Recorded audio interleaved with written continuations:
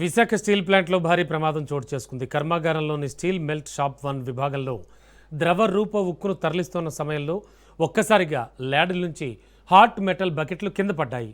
ఈ ఊహించని పరిణామంతో వేడివేడి ద్రవం ఒక్కసారిగా చుట్టుపక్కల ప్రాంతాల్లో పెద్ద మొత్తంలో ఒలికిపోయింది. ఆ సమయంలో అక్కడ విధుల్లో ఉన్న 16 మంది కార్మికుల్లో 10 మంది అక్కడికక్కడే మృతి చెందారు.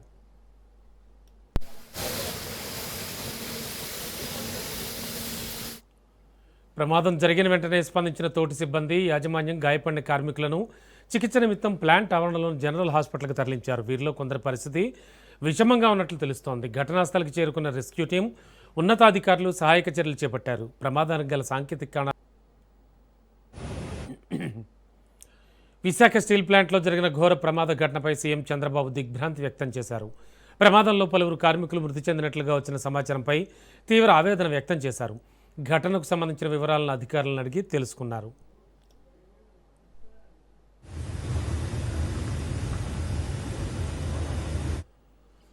ప్రమాదం జరిగిన వెంటనే ఉన్నతాధికారులతో మాట్లాడిన సీఎం చంద్రబాబు ప్రస్తుత పరిస్థితి, గాయపడ్డ వారికి అందుతోన్న చికిత్స, కొనసాగుతున్న సహాయక చర్యలపై సమీక్ష నిర్వహించారు. బాధితులకు అత్యవసర వైద్య సేవలు అందేలా చూడాలని అధికారులను ఆదేశించారు. అన్ని శాఖలు సమన్వయంతో పనిచేస్తూ సహాయక చర్యలను మరింత వేగవంతం చేయాలంటూ సూచించారు. బాధిత కుటుంబాలకు అండగా ఉండాలని, పరిస్థితిని ఎప్పటికప్పుడు పర్యవేక్షిస్తూ అవసరమైన చర్యలు తీసుకోవాలని అధికారులకు ఆదేశాలు జారీ చేశారు.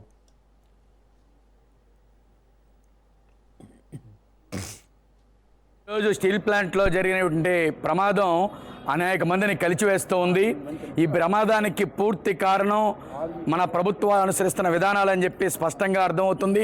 కేంద్రంలో నరేంద్ర మోడీ గారి ప్రభుత్వం దీని ప్రైవేటీకరణ చేయాలనే ఉద్దేశంతో పూర్తిగా విభాగాలనే ప్రైవేట్ వాళ్ళకి ఇస్తూ ఉన్నారు.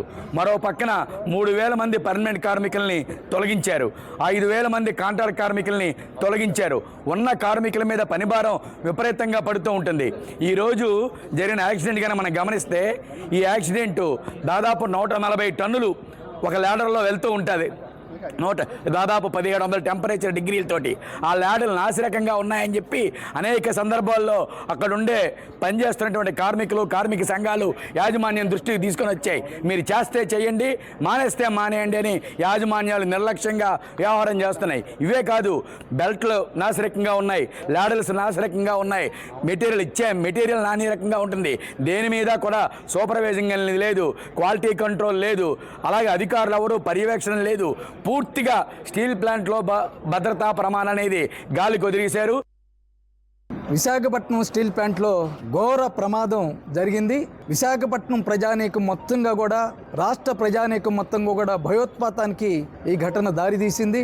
8 మంది అక్కడికక్కడే మాడి మసైపోయారు. మరొక 8 మంది చావు బతుకుల మధ్య హాస్పిటల్లో చేరి ఉన్నారు. ఈ దారుణమైనటువంటి ఘటనకి ఎవరు బాధ్యులనేటువంటిది నేను రాష్ట్ర చంద్రబాబు నాయుడు గారి ప్రభుత్వాన్ని, నరేంద్ర మోడీ ప్రభుత్వాన్ని నేను డిమాండ్ చేస్తూ ఉన్నాను.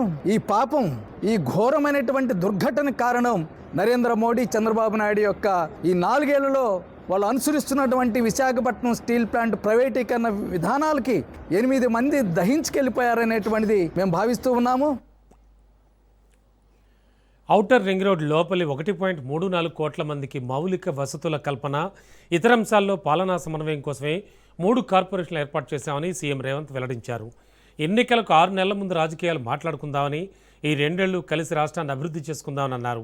సైబరాబాద్లో అనేక ఐటీ కంపెనీలు ఉన్నాయని, దేశ ఐటీ ఎగుమతుల్లో 16.77% హైదరాబాద్ నుంచి వెళుతున్నాయని ఆయన చెప్పారు. దేశంలోని ప్రధాన నగరాలైన ఢిల్లీ, ముంబై, కోల్కతా, చెన్నై, బెంగళూరు, హైదరాబాద్ దేశ ఆర్థిక వ్యవస్థను నడిపిస్తున్నాయన్నారు.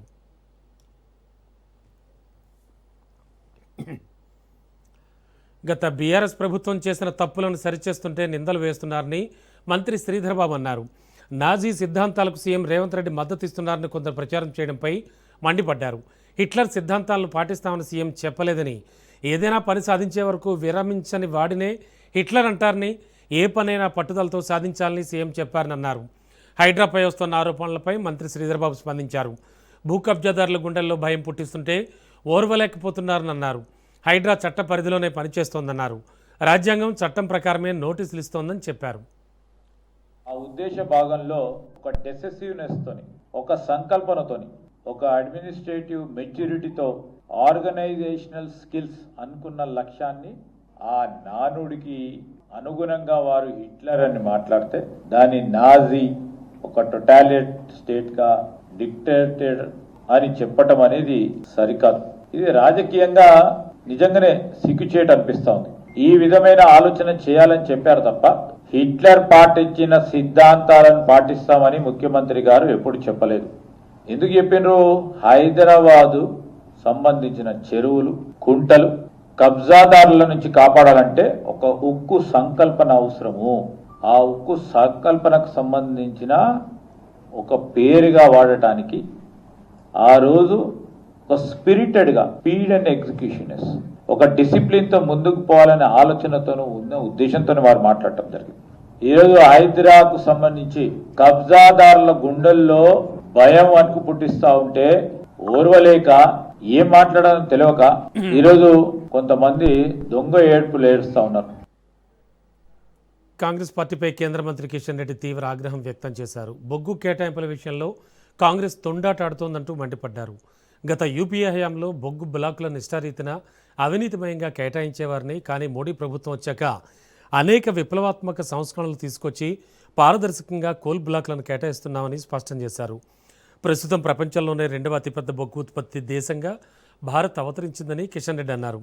చైనా తర్వాత బొగ్గు వినియోగంలో భారత్దే అగ్రస్థానమని, ప్రస్తుతం దేశంలో 426 మైన్స్లో బొగ్గు ఉత్పత్తి జరుగుతోందని కేంద్ర మంత్రి వెల్లడించారు. ఈ రోజు వరకు కూడా, కానీ ఈరోజు రైల్వేకి ఆదాయం కూర్చేటువంటి అతిపెద్ద సెక్టార్ ఈరోజు కోల్ సెక్టార్. 51% రెవెన్యూ మేము రైల్వే రంగాన్ని కల్పిస్తాము. అంటే ఆల్మోస్ట్ సుమారు 90,000 కోట్ల రూపాయలు ప్రతి సంవత్సరం మేము రైల్వేకు చెల్లించడం జరుగుతూ ఉంది. మనకు తెలుసు కోల్ సెక్టార్ అంటే గతంలో ఏ రకంగా ఉండేదో. కోల్ సెక్టార్ అంటే కోల్ ఉత్పత్తి కాకపోయేది. విద్యుత్తు మనిషి జీవితంలో భాగమైంది. విద్యుత్తు లేకుండా మీకు అందరికీ తెలుసు మరి ఏ పని జరగదు. మీ చేతిలో ఉన్నటువంటి సెల్ ఫోన్ నుంచి మొదలు పెడితే మరి ప్రతి విషయంలో విద్యుత్తు కీలక పాత్ర పోషిస్తుంది. మనకు తెలుసు నరేంద్ర మోడీ గారు ప్రధానమంత్రి కాకముందు 2013-12లో మన ఇందిరా పార్క్ ఎక్కింది. కేంద్ర మంత్రి కిషన్ రెడ్డిపై ముఖ్యమంత్రి రేవంత్ రెడ్డి చేసిన విమర్శలకు బీజేపీ నిర్మల్ జిల్లా అధ్యక్షుడు రితేష్ రాథోడ్ ఘాటుగా స్పందించారు. తెలంగాణ అభివృద్ధికి కిషన్ రెడ్డి చేసిన సేవలు అమోఘమని, అలాంటి నాయకుడిని విమర్శించడం హాస్యాస్పదమని అన్నారు. రామగుండం ఎరువుల కర్మాగారం, పసుపు బోర్డు ఏర్పాటు, వందే భారత్ రైళ్లు, జాతీయ రహదారుల అభివృద్ధి వంటి అనేక ప్రాజెక్టుల్లో కిషన్ రెడ్డి కీలక పాత్ర పోషించారని తెలిపారు. తెలంగాణ అభివృద్ధి కోసం నిరంతరం కృషి చేస్తున్న నాయకుడిపై విమర్శలు చేయడం సరికాదన్నారు. అదే సమయంలో కాళేశ్వరం కుంభకోణం సహా పలు అంశాలపై సీఎం రేవంత్ రెడ్డి ప్రజలకు సమాధానం చెప్పాలని డిమాండ్ చేశారు. కేసీఆర్ కుటుంబంపై చర్యలు తీసుకోకుండా రక్షిస్తున్నారని ఆరోపించారు. ప్రజా సంక్షేమాన్ని పక్కన పెట్టి అవినీతిలో ప్రభుత్వం మునిగిపోయిందని విమర్శించిన రితేష్ రాథోడ్ కిషన్ రెడ్డిపై మరోసారి అనుచిత వ్యాఖ్యలు చేస్తే బీజేపీ కాషాయ దళం ఊరుకోదని హెచ్చరించారు. ఎందుకంటే తెలంగాణ రాష్ట్ర ప్రజలకు మీరిచ్చిన హామీల్లో ఒక్కటి కూడా నెరవేరని పరిస్థితి. కానీ కిషన్ రెడ్డి గారిని మీరు కేటీఆర్ తో కలిసి ఉన్నారు, కుమ్మక్కున్నారు అని విమర్శిస్తున్నారు. మీరు ముఖ్యమంత్రి కాకముందు మీరు చెప్పింది ఏంది? నేను ముఖ్యమంత్రి అయితే వారం నుంచి 15 రోజులు, నెల రోజుల్లో కేసీఆర్, కేటీఆర్, హరీష్ రావు మరియు కేసీఆర్ కుటుంబం మొత్తాన్ని జైల్లో పెడతా, వారి అవినీతి భాండాన్ని బయట పెడతా అని చెప్పిన మీరు ఈ రోజు వరకు కేసీఆర్, కేటీఆర్ల జోలికి పోలేదు. వాళ్ళు 6 లక్షల కోట్ల అప్పు చేసి తెలంగాణ రాష్ట్రాన్ని, రాష్ట్ర ఆర్థిక వ్యవస్థను కుప్పకూలిస్తే దాంట్లో వాటాలు అడిగి మీ అధిష్టానానికి మూటలు మోసావే తప్ప నువ్వు ఈ తెలంగాణ రాష్ట్రానికి చేసిందేందని తెలియడం జరుగుతుంది. నిన్న ఏదైతే గౌరవ ముఖ్యమంత్రి రేవంత్ రెడ్డి గారు కేంద్ర మంత్రి కిషన్ రెడ్డి గారి పైన ఏదైతే ఆరోపణలు చేశారో, ఒకసారి రేవంత్ రెడ్డి గారికి కూడా చెప్పదలుచుకున్నది ఒకటే. ఇప్పుడు కిషన్ రెడ్డి గారిని విమర్శించే స్థాయి మీది కాదు. ముఖ్యంగా చెప్పాలంటే ఈ రోజు తెలంగాణ రాష్ట్రంలో వచ్చిన అనేక ప్రాజెక్టులు కావచ్చు, తెలంగాణ రాష్ట్రంలో వచ్చిన 2 ఎయిర్పోర్ట్లు కావచ్చు, వరంగల్, ఆదిలాబాద్, తెలంగాణ రాష్ట్రంలో వచ్చిన ఎరువుల కర్మాగారం కావచ్చు, పసుపు బోర్డు కావచ్చు, తెలంగాణ రాష్ట్రంలో అనేక కొత్త రైల్వే లైన్లు మరియు అన్ని మెట్రో సిటీలకు వందే భారత్ ట్రైన్లు, అనేక విధాలుగా లక్షల కోట్లతో తెలంగాణ రాష్ట్ర అభివృద్ధికి నిరంతరము పరిశ్రమిస్తున్న ఒక పరిశ్రముడు మన కిషన్ రెడ్డి గారు. ఆయనను విమర్శించే స్థాయి. తెలంగాణ రెవెన్యూ శాఖలో భూదందాల వ్యవహారం తీవ్ర కలకలం రేపుతోంది. హౌసింగ్ బోర్డు భూముల అక్రమ రిజిస్ట్రేషన్లపై జరిగిన విచారణలో డిప్యూటీ కలెక్టర్ స్థాయి అధికారి రాము నాయక్ అక్రమాలన్నీ కూడా వెలుగులోకి వచ్చినట్లు సమాచారం. ఈ నేపథ్యంలో ప్రభుత్వం ఆయన్ను సస్పెండ్ చేసింది.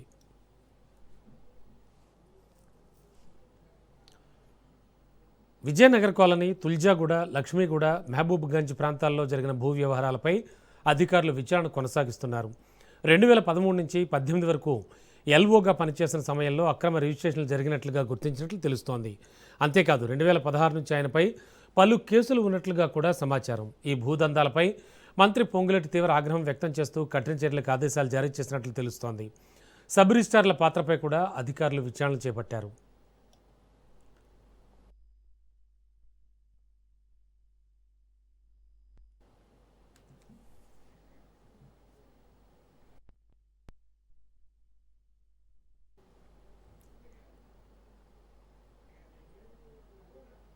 క్రికెట్లో ప్రతిభ చూపిస్తున్న వర్ధమాన క్రీడాకారుడు నవీన్ మానిత్కు టీపీసీసీ వర్కింగ్ ప్రెసిడెంట్ జగ్గారెడ్డి ప్రత్యేకంగా అభినందనలు తెలిపారు. సంగారెడ్డి పట్టణానికి చెందిన ఈ యువ క్రికెటర్ ప్రతిభను ఆయన తండ్రి కాంగ్రెస్ నాయకుడు మధు ద్వారా తెలుసుకున్న జగ్గారెడ్డి భవిష్యత్తులో మానిత్ మరింత ఉన్నత స్థాయికి చేరేందుకు తన పూర్తి సహాయ సహకారాలు అందిస్తానని హామీ ఇచ్చారు.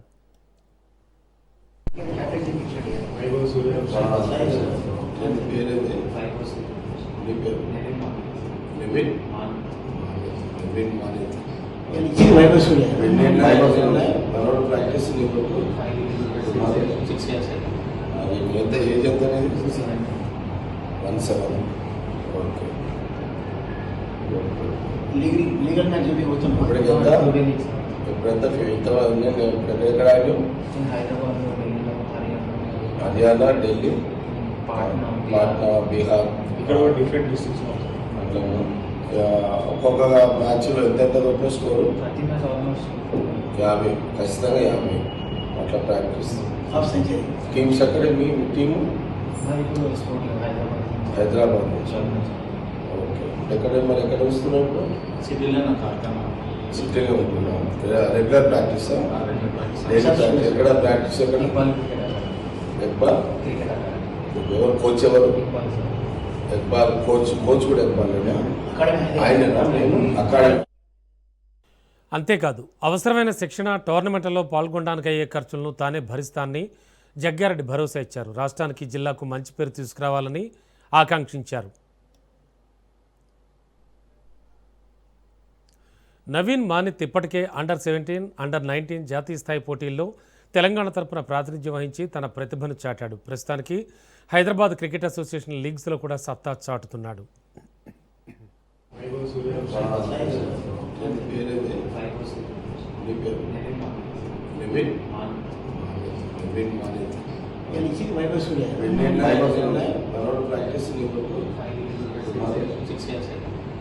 ఎంత ఏజ్ ఎంత అనేది 17.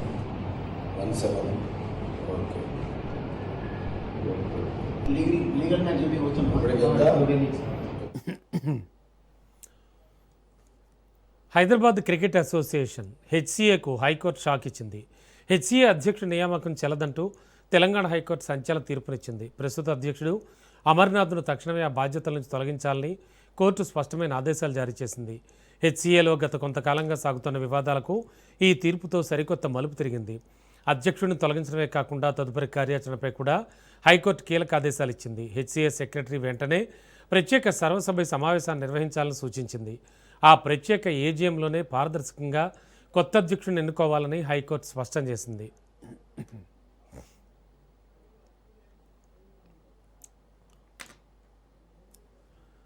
ఏపీ పాలిటిక్స్లో మరోసారి భూ వ్యవహారాలు హాట్ టాపిక్గా మారాయి. గత ప్రభుత్వంపై సీఎం చంద్రబాబు తీవ్ర విమర్శలు గుప్పించారు. భూ సర్వే పేరుతో అవకతవకలు జరిగాయని, భూ రికార్డులను మార్చి మరీ భూములను దోచుకునే ప్రయత్నం చేశారని ఆరోపించారు. 2019 నుంచి 24 వరకు రాష్ట్రంలో విధ్వంసకర పాలన సాగిందని వ్యాఖ్యానించారు. ల్యాండ్ టైటిల్ యాక్ట్ అమల్లోనూ తీవ్ర లోపాలు చోటు చేసుకున్నాయని, పట్టాదారు పాస్బుక్లు, సర్వే రాళ్లపై మాజీ సీఎం జగన్ ఫోటోలు ముద్రించడం సరికాదని విమర్శించారు. 800 కోట్ల వ్యయంతో జగన్ ఫోటోలతో సర్వే రాళ్లు ఏర్పాటు చేశారని ఆరోపించారు. ఇక ప్రస్తుతం క్యూఆర్ కోడ్తో కొత్త పుస్తకాలు అందిస్తున్నామని, భూ రికార్డులను ఎవరూ ట్యాంపర్ చేయలేరని సీఎం స్పష్టం చేశారు. రాష్ట్ర వ్యాప్తంగా వేల గ్రామాల్లో రీసర్వే పూర్తి చేసి లక్షలాది మంది రైతులకు పాస్ పుస్తకాలు పంపిణీ చేసినట్లు తెలిపారు. అలాగే 22A జాబితాలో ఉన్న భూ సమస్యలను పరిష్కరిస్తామని హామీ ఇచ్చారు.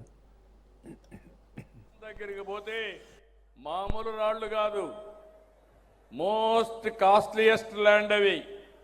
ఎక్కడంటే గెలాక్సీ గ్రనైట్, అది ఒంగోలులో దొరుకుతుంది. అలాంటి గెలాక్సీ గ్రనైట్ 800 కోట్ల రూపాయలు ఖర్చు పెట్టి సర్వే రాళ్లు తయారు చేసి దానిపైన ఆయన బొమ్మ చెక్కుని మీ పొలంలో కూడా మిమ్మల్ని వదిలిపెట్టలా. అంటే ఏం చెప్పాలి నాకైతే అర్థం కాదు. ఈ పిచ్చితనానికి ట్రీట్మెంట్ ఎక్కడుందో నాకు తెలియదు. అడ్రస్ తెలిసి చెప్తే ఆ ట్రీట్మెంట్ ఇప్పించచ్చు వీళ్ళకు. నాకే తలబట్టుకున్నాను. సీఎం చంద్రబాబు గొప్ప దార్శనిక నాయకుడు అన్నారు. ఆయన ఆశయ సాధనలో భాగంగా సహచర రాజ్యసభ సభ్యుల సహకారంతో ఏపీ సమగ్రాభివృద్ధికి ఉమ్మడిగా కృషి చేస్తానని టీడీపీ రాజ్యసభ అభ్యర్థి భాష్యం రామకృష్ణ అన్నారు. టీడీపీ తరపున ముఖ్యమంత్రి చంద్రబాబు నుంచి బీఫామ్ అందుకున్న భాష్యం రామకృష్ణ అమరావతి సచివాలయంలో రిటర్నింగ్ అధికారిని కలిసి నామినేషన్ పత్రాలు దాఖలు చేశారు.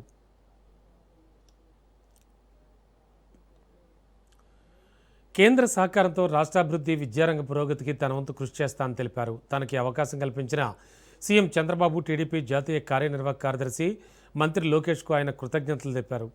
తొలుత కురటిపాడులోని ఎన్టీఆర్ విగ్రహానికి పూలమాల వేసి నివాళులర్పించిన అనంతరం మిత్రులు, శ్రేయోభిలాషులు టీడీపీ శ్రేణులతో కలిసి ర్యాలీగా అమరావతికి బయలుదేరారు.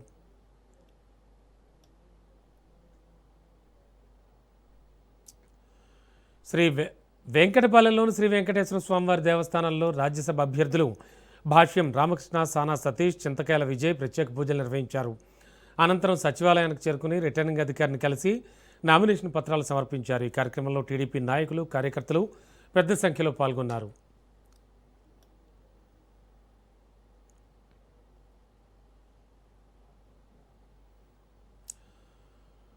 మాజీ ఎమ్మెల్యే బొల్లా బ్రహ్మనాయుడు కుటుంబానికి వైఎస్ఆర్సీపీ అధినేత మాజీ ముఖ్యమంత్రి వైఎస్ జగన్మోహన్ రెడ్డి పూర్తి భరోసా ఇచ్చారు.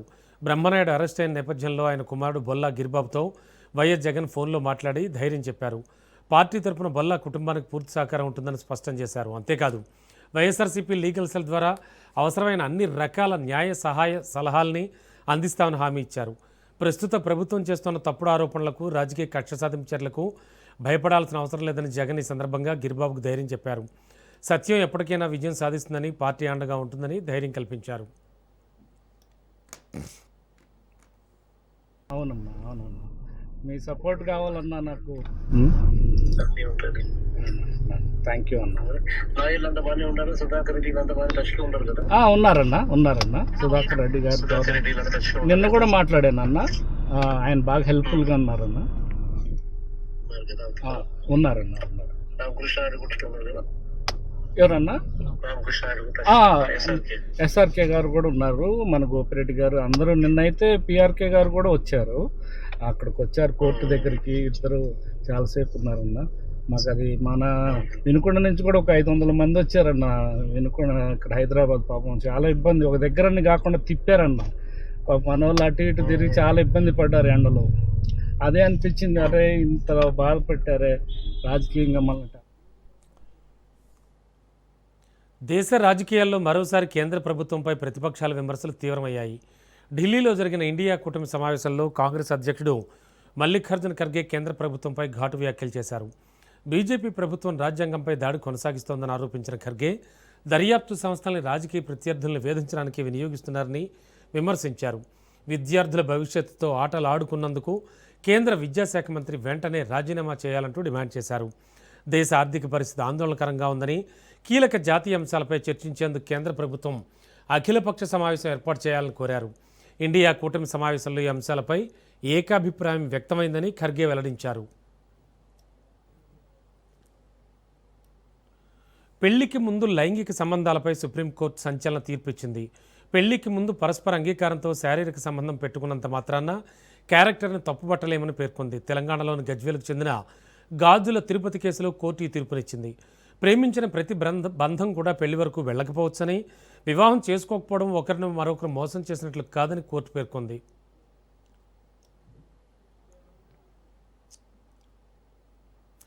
అమెరికా అధ్యక్షుడు డొనాల్డ్ ట్రంప్ మరోసారి తనదైన శైలిలో వార్తల్లో నిలిచారు. ప్రముఖ వార్తా సంస్థ ఎన్బీసీకి ఇచ్చినటువంటి ఇంటర్వ్యూలో యాంకర్ అడిగిన ప్రశ్నలకు తీవ్ర ఆగ్రహానికి గురై ఆమెను దారుణంగా అవమానించి మధ్యలోనే కార్యక్రమం నుంచి నిష్క్రమించారు. తనపై ప్రశ్నల వర్షం కురిపించిన యాంకర్ను వంకర బుద్ధి కలదానివి, మూర్ఖురాలివి అంటూ సంబోధిస్తూ చేతిలోని మైక్రోఫోన్ నేలపై విసిరిగొట్టి వెళ్ళిపోయారు. ఈ ఘటన ఇప్పుడు అంతర్జాతీయంగా చర్చనీయాంశమైంది. I won an election in a landslide, and I got 94% bad press. But, Mr. President, you know why I got that? Because you have no credibility. But you've never presented evidence that it was rigged. Let's keep talking about. I want to talk about Todd You Blanche. have more evidence. There's more evidence than ever presented. Let's talk Your about elections you in went this to country. court. We're like a third world country. But, sir, your elections are crooked, and you're crooked, and Meet the Press is crooked, Mr. and so President- is ABC and CBS and CNN. But, Mr. President- You're one-sided crooked networks. All right, let's call it. ఇక దేశీయ stock market సూచీలు భారీ నష్టాల్లో ముగిశాయి. పశ్చిమాసియాలో మళ్లీ ఉద్రిక్తతలు రాజుకోవడం, చమురు ధరలు పెరగడం, అమెరికాలో వడ్డీ రేట్లు పెరుగుతాయన్న అంచనాలు ప్రపంచ మార్కెట్లతో పాటు మన మార్కెట్లను పడేశాయి. సెన్సెక్స్ ఓ దశలో 800 పాయింట్లు నష్టపోగా మధ్యలో కోలుకున్నట్లు కనిపించింది. ఆఖరిలో మళ్లీ అమ్మకాల ఒత్తిడితో 700 పాయింట్ల నష్టపోయింది. సెన్సెక్స్ చివరికి 719 పాయింట్ల నష్టంతో 73,524 వద్ద స్థిరపడింది. నిఫ్టీ 243 పాయింట్ల నష్టంతో 23,123 వద్ద ముగిసింది. డాలర్తో రూపాయి మార్క విలువ 95.70గా ఉంది.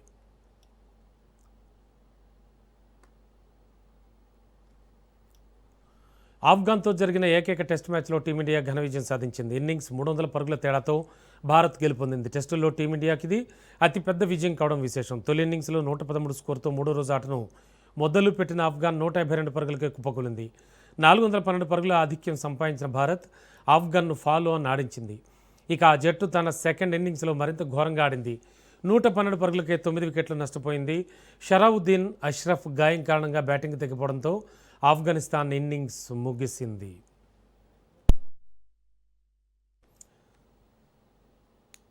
ఇవి బులెటిన్ విశేషాలు. చూస్తూనే ఉండండి రాజ్ న్యూస్.